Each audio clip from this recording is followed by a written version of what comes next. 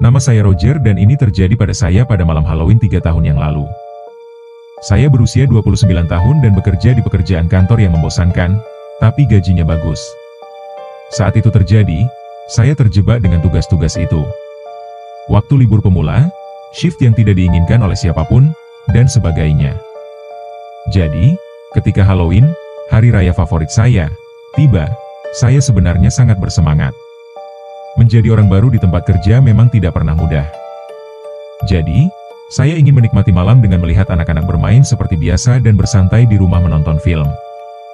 Saat itu, saya tinggal sendirian di sebuah rumah kecil di pinggiran kota bersama pacar saya, tapi dia sedang keluar kota bersama orang tuanya. Tempat itu tidak benar-benar terpencil. Saya punya tetangga, tapi jalanan menjadi sangat sepi setelah jam trick or treating berakhir. Keluarga di sekitar biasanya mematikan lampu mereka sekitar pukul 9 malam. Karena saya tidak punya anak, saya hanya membagikan permen sampai kerumunan mereda.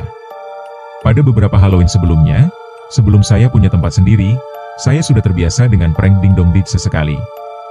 Itulah mengapa ada trik di sana-sini. Tahun itu, Halloween jatuh pada hari Sabtu, dan saya ingat cuacanya dingin tapi cerah. Pada pukul 10.30, saya bersantai di sofa, setengah menonton film horor sambil memilah-milah mangkuk permen sisa.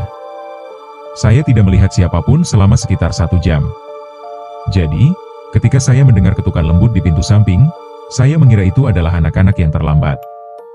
Tapi ketika saya membuka pintu, tidak ada siapa-siapa di sana, hanya jalan masuk yang kosong dan suara daun yang berdesir lembut. Saya mengabaikannya. Anak-anak sering melakukan lelucon di Halloween. Saya kembali ke ruang tamu untuk melanjutkan menonton The Conjuring. 15 menit kemudian, saya mendengar suara yang sama lagi. Kali ini, suara itu datang dari pintu belakang, yang mengarah ke teras kecil. Hal itu membuatku waspada karena tidak ada yang pernah menggunakan pintu itu. Aku membeku di ruang tamu, mendengarkan. TV sudah dimatikan, dan aku bisa mendengar dengan jelas suara gemeretak logam pegangan pintu belakang yang diuji perlahan dan hati-hati. Siapapun yang mencoba membuka pintuku entah sedang memeriksa apakah pintunya terkunci dengan hati-hati atau percaya bahwa pintunya tidak terkunci dan berusaha untuk diam-diam.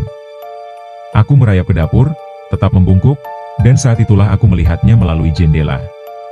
Seorang pria sedang berjongkok di dekat pintu, mengenakan pakaian gelap dan topeng Halloween murah yang retak, didorong ke atas kepalanya. Di tangannya, dia memegang sebuah linggis. Dia tidak berusaha menyembunyikan diri. Dia tenang dan sengaja, seolah tahu aku ada di dalam dan tidak peduli.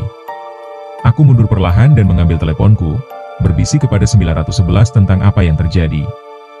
Operator menyuruhku tetap di telepon, mengunci diri di tempat aman, dan tidak berinteraksi. Aku tidak ingin membuat suara dengan membanting pintu di atas. Jadi, aku tetap berlutut di atas tangga, memegang pisau dapur, berbisik memberikan update. Aku melirik ke bawah dan melihat pria itu menjauh dari pintu belakang. Saat itulah aku mendengar bunyi letupan lembut jendela yang dibuka paksa.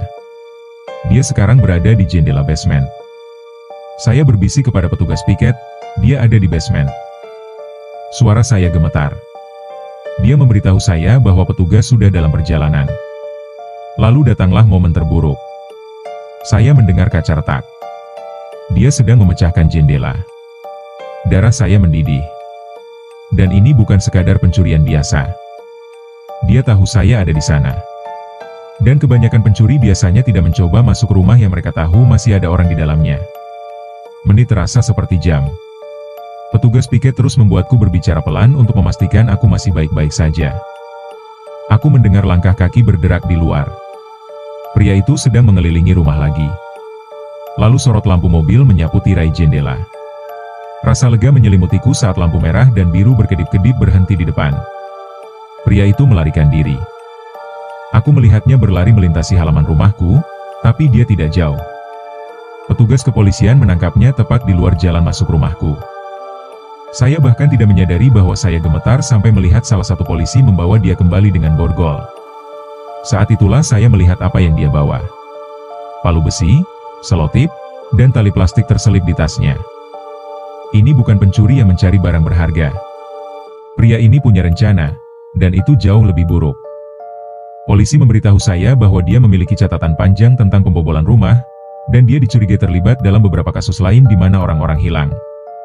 Hingga hari ini, saya benci berada di rumah sendirian pada Halloween.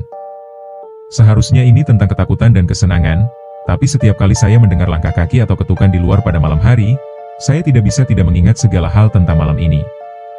Bagian yang paling menakutkan bagi saya adalah jika polisi datang 5 menit lebih lambat, mungkin saya tidak akan ada di sini untuk menceritakan kisah ini. Polisi kemudian melakukan penyelidikan beberapa minggu kemudian. Mereka memberitahu saya apa yang mereka temukan di tas punggungnya. Dia memiliki pistol 45 kaliber, beberapa pisau dapur, dan tali.